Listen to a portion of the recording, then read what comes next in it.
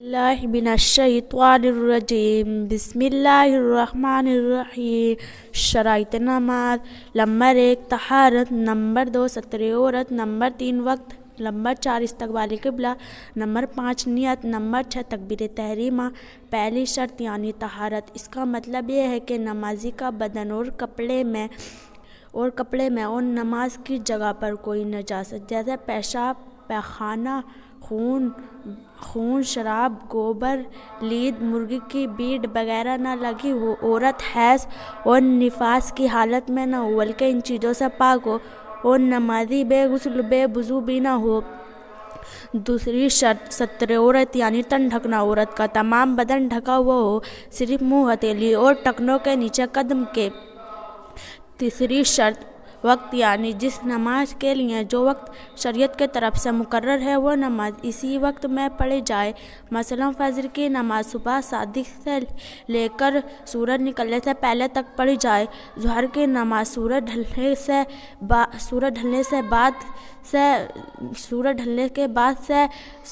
ہر چیز کے سائے کے 2 دگنے ہونے تک، سائے اس اصل کے علاوہ عصر کی نماز سائے کے 2 دگنے ہونے تک سورج ڈوبنے تک، مغرب کی نماز سورج ڈوبنے کے بعد سے سفیدی غائب ہونے تک، اور عشاء کی نماز سفیدی غائب ہونے کے بعد سے صبح صادق شروع ہونے تک ہے۔ چوتھی شرط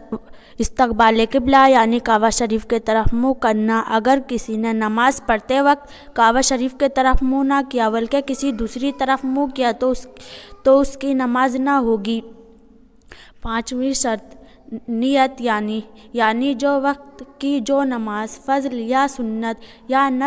نفل یا قضا پڑھنا ہو تو دل میں اس کا پکا ارادہ کریں کہ یہ نماز میں پڑھ رہی ہوں۔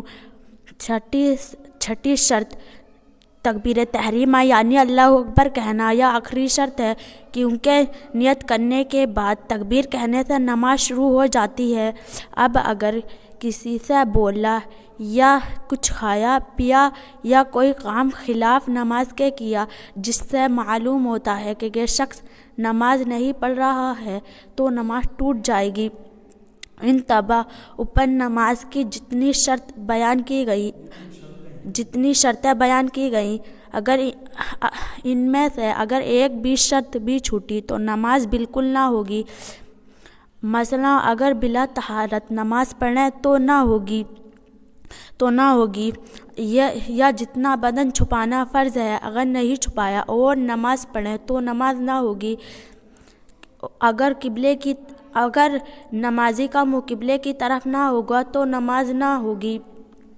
وقت سے پہلے نماز پڑھ لی تو نماز نہ ہوگی، اگر نیت یا نماز کے اگر بلا نیت اور نماز کے ارادے کے بغیر نماز پڑھے تو نہ ہوگی،